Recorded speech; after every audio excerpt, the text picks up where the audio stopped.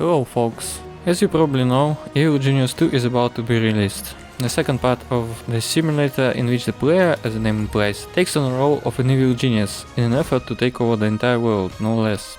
Of course, I certainly couldn't ignore such an opportunity, and being a long-time Evil Genius player, I decided to tell you about it.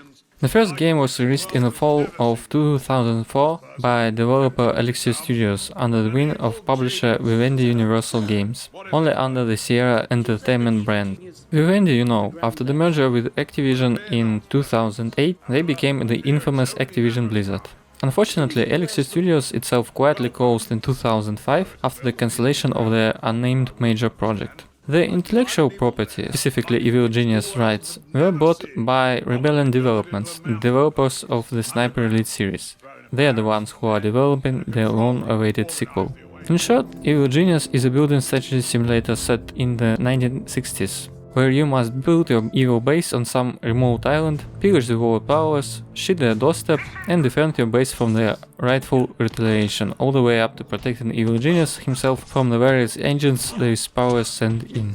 This is the main condition for failing the game, death of your avatar. Anything else only slows you down on the road to your great goal, and that is world domination. Prior to the start of the new game, you can choose your genius out of 3. The difference between them is as minimal as possible, for their unique features were not implemented. In particular, the reduction of cash expenditures on scientific research with Maximilian.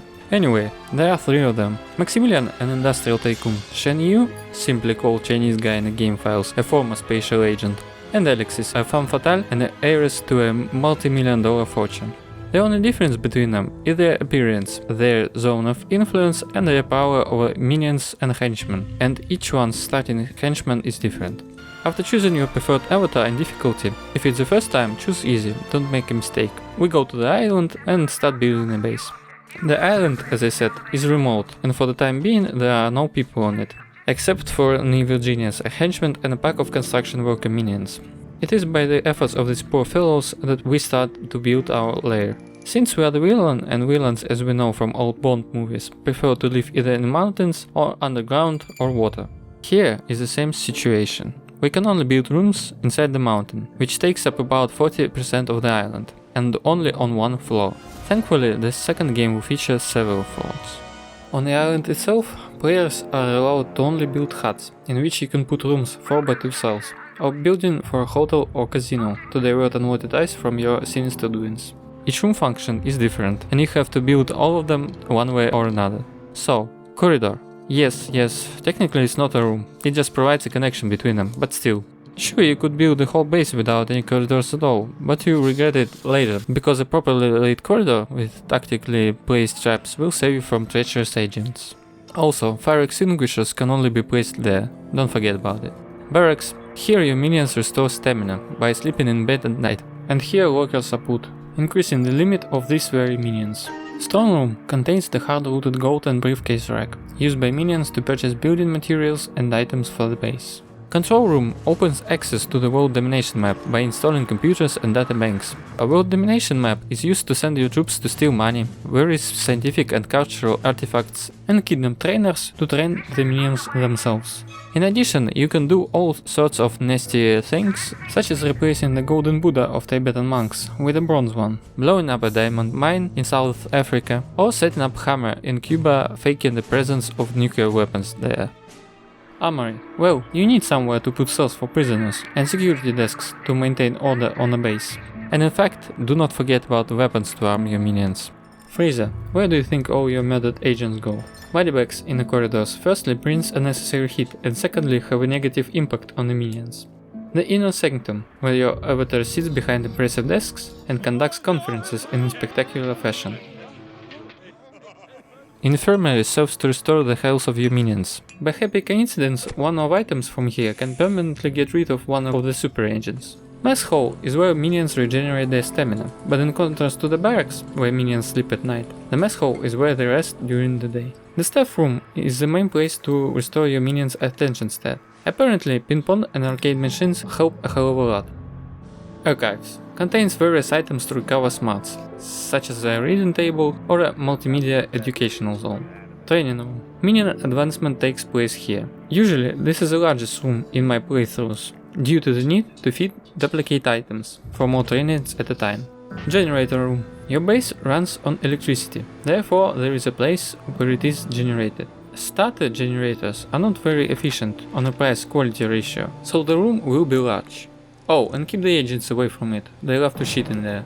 Laboratory. Opens during completion of the third main objective. Even beyond the main objectives, its presence is necessary, since it opens up access to scientific research, giving you new, improved items and traps. For example, the importance of the nuclear power plant is hard to overestimate, because it takes 5 squares less than the standard one, but gives 20 more energy. Last but not least is the hangar, where your doomsday device will be constructed. It can only be opened after moving to the second island. Yes, there is one, and a volcanic one at that, after completing certain tasks. You will be given a choice of one of 3 devices. Each of them will result in world domination. By choosing one of these devices, you basically choose an ending of the game. If you pick the ID Eliminator, you will see a cutscene showing transformation of every inhabitant of the planet to a minion. The Gravity Disruptor, as the name implies, erases gravity, causing the planet's population to fly upwards in terror. And the most horrible device, which in my opinion is too cruel for a somewhat mild and satirical game, the Earthquake Beam, which creates a real hellfire on a globe when you fire it. Other than the cutscenes though, there is no difference really. Base building is a core gameplay element of the game, and everything depends on it. The right logistics will allow your minions to haul money back and forth, or go on the missions as quickly as possible, while the wrong logistics will put your evil genius and all your plans at risk. Here's a tip for you, by the way. Dedicate a small chunk of space next to entrances to corridors with doors. Just put as many doors as you can fit, and then, after your builders leave or they get stuck, put a third lock on all of the doors. It will keep your minions from walking in there, but the agents won't be able to resist such a temptation, and they will keep breaking them open until they return home. If you set this right, you'll drive at least half of the agents away peacefully. Other than that, build at your own discretion, you'll have enough space, though it may not feel like it at first. Just don't make narrow passages where your minions can get around, and keep in mind that if the corridors are arranged like a maze and your minions can't recover their stats quickly, they're going to suffer. All characters have the same stats, but zeroing them will mean different consequences for minions and agents. Health is simple, if you kill people, they die. Loyalty prevents your own men from robbing you. Yes, they bluntly hide the gold bars under the pillows, or running away from you. Agents with zero loyalty, on the other hand, will behave like tourists, that is, they'll just wander around, at least until they see something suspicious. Smarts keep people from falling into traps. If your man lost all smarts, he will freeze up and start scratching his head, whereas the agent will forget about all the evidence he found at the base. The attention stat decides whether the character activates the trap itself. Zero attentiveness has the same effect on your troops as smarts, but agents simply forget where they've already been. The last parameter, stamina, keeps your characters from fainting and lying around helplessly. All of this does not apply to the evil genius, whose stats are immune to reduction over time. Tough bastards. Minions are your main force, your army of maximum 100 souls, destined to take over the world for you. You can control them directly. The design here is akin to a Majesty game. That is, you place one of 3 tags on target: kill, capture, or weaken, and minions that see the target will engage it. Minions themselves are not homogeneous, and each type does a different set of things. You'll start the game with construction workers, who obviously build rooms, basically able to do most of the work, except for repairs and firefighting. They are also the ones who are trained and progress to other types, able to defend the base from attacks, as they are tolerably good at fighting and can arm themselves with pistols. The first type of specialist minions are social, physically weak but eloquent. They can distract agents by lowering their parameters, help your other guys in case they have a feint, for example. Only they, namely lackeys, can put out fires with fire extinguishers and work in casinos and hotels on the surface. On a world map, they reduce the parameter of the power's attention to you. Science minions do scientific research, and technicians also repair damaged items. In a word, they are best at plotting, that is, discovering new missions, as well as reducing the time needed to complete missions. Military minions are your muscles. The main guards at the base, armed heavier than the construction workers, sitting behind security desks, that sort of thing. They are the ones best sent out into the world to steal money. They also reduce your casualties on missions, which is also very useful. In addition to the regular minions, you also have henchmen. These guys are directly controlled, they are stronger and more resilient than ordinary minions, besides they perform better on the map. On top of that, each of them has unique abilities that are unlocked as they level up, by killing agents, of course. For example, one of the best henchmen, Jubei, a starter with Maximilian, can teleport anywhere on the island instantly, which helps a lot when defending a base. Lord Kane, with whom Shenyu starts, can brainwash any agent with his ability. But hear me, this ability's target will stand still until Kane gets close to it, which can be used to easily eliminate super agents. So folks, have fun. There are many more henchmen of course, but I want to mention just one more, Rhode Island. Imagine someone walking around to your island armed with grenades and rocket launcher, and using them at the first opportunity, without paying attention to where or at whom he shoots, causing death of everyone around and a lot of destroyed equipment. This comrade is good in combat, but he is primarily dangerous to you, and it gets to the point where the players build him cells, in which they keep him until they need him. You will fight henchmen and trainers for your minions on a world domination map, which divided into areas, each belonging to the one of 5 alliances. Patriot, just like that, with dots, like this stalker of yours, which includes North America and Japan. Saber, representing Europe and their colonies. Hammer, consisting of Soviet Union and Cuba. Anvil, which includes China and Southeast Asia. And Smash, which includes all kinds of unallied areas like North Africa, South America and Antarctica. Of course, these are all conventional parodies of real spheres of influence and other geopolitics, just for fun. Specifically, in the territories of these alliances you will operate, looting them and performing various acts of infamy. Of course, acts of infamy are just points on the map, and there is no trace of interactivity on the map itself, only the acts change, but otherwise the map stays the same. Acts of infamy in general can be distinguished by their rewards. First of all, there are the main ones, that move the progress of the game forward. Then there are the usual ones, displayed with a flag, completing which reward you with notoriety and hit points.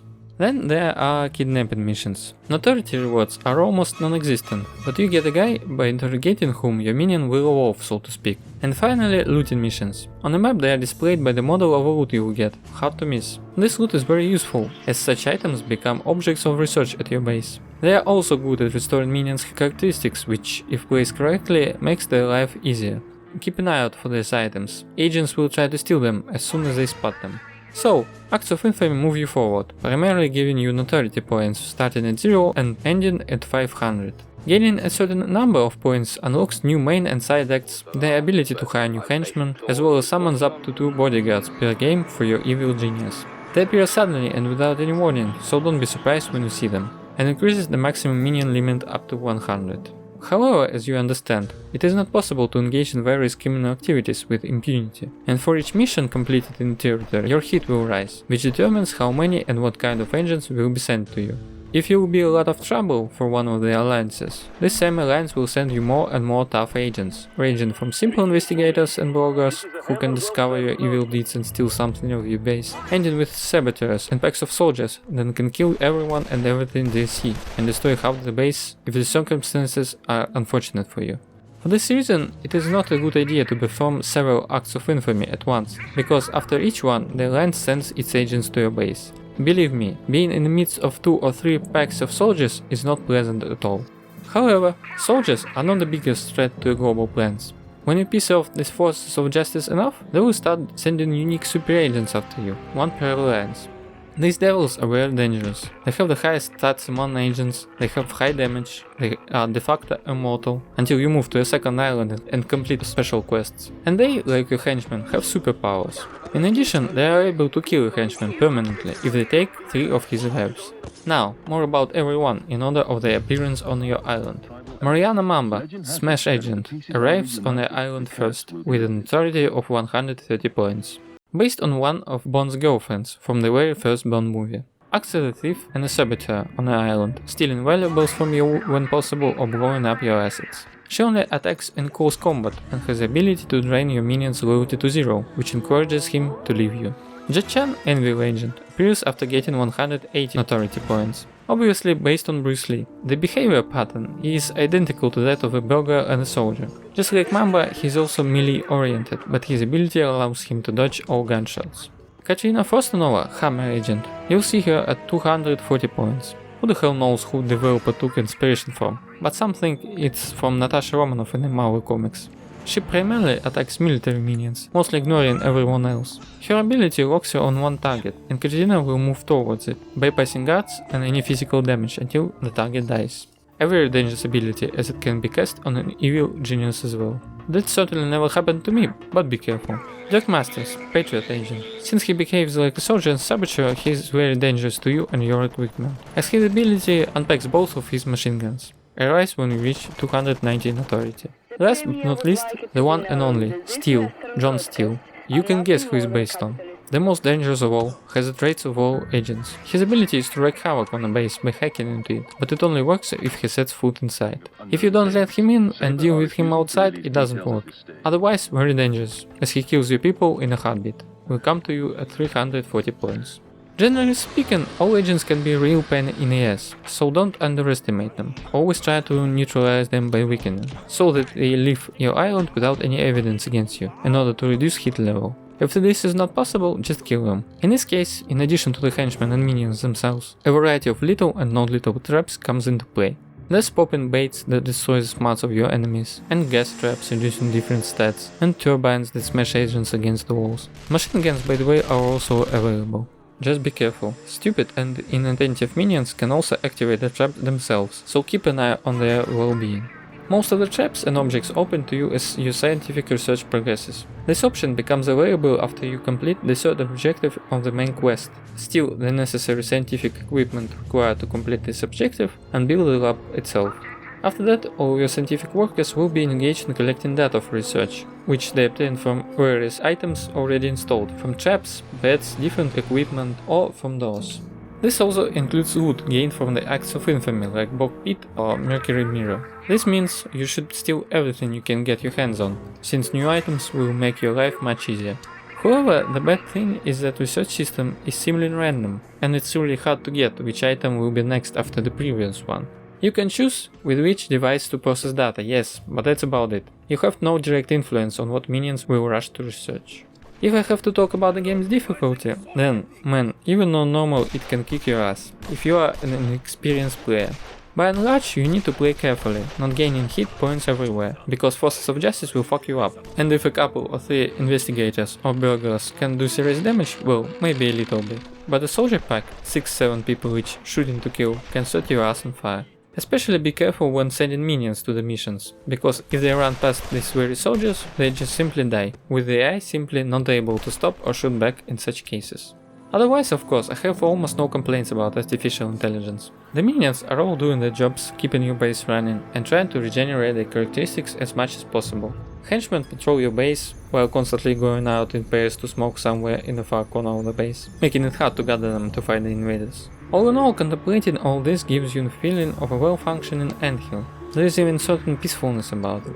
One complaint I have about AI is some kind of bug or lag, expressing in short freeze of all minions when you put objects down. It doesn't affect gameplay, nevertheless you can definitely notice this happening. Another thing that bugs me out about gameplay is the somewhat tedious gameplay loop from the mid to late game. What the hell am I talking about? Well, see, we collect the necessary minions, send them on a mission. There they die, failing it. We reassemble them. The training and the transition to a new level, so to speak, does not happen instantly. And there are 4 levels. Add to this limit of 100 minion maximum. I mean, there are 13 types of them. Construction workers, for social, for military, and for science. And you need all of them, one way or another. And the possibility to foolishly lose, for example, the last biochemist, and you need to kidnap a new trainer. Well, and the cash money for all of this is not made instantly. However, I'll tell you a secret. With some simple manipulation, everything can be changed. Limit can be altered by modifying the file population ini by editing values to your liking. Do not forget that the 500 minions on the base is a sure way to ensure yourself dropping FPS.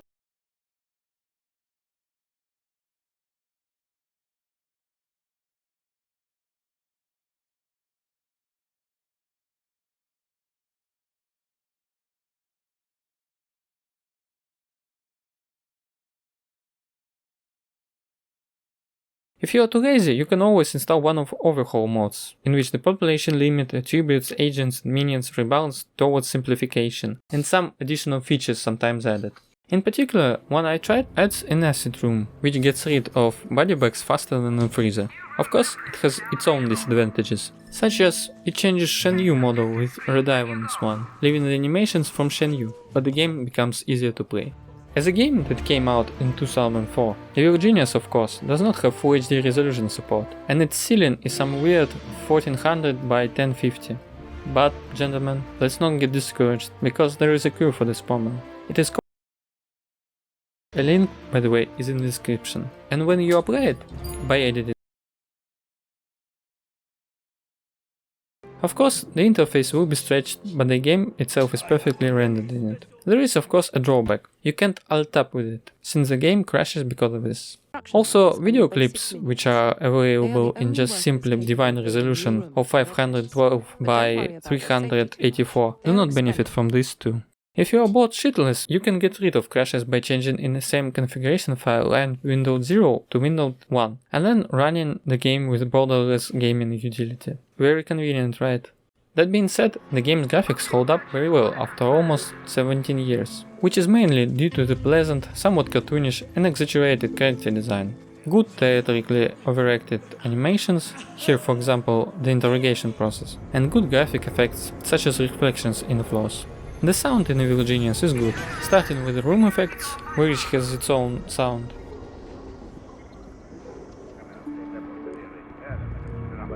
The fighting and shooting process. Oh, and radio transmissions. Why didn't Saber prevent this? We did everything in our power to... Oh, don't come the raw prawn, mate. Just admit that Saber's out of its league here. Well, really. And of course, the music that immerses us into the world of spies and villains, like in spy movies and TV series of the 1960s.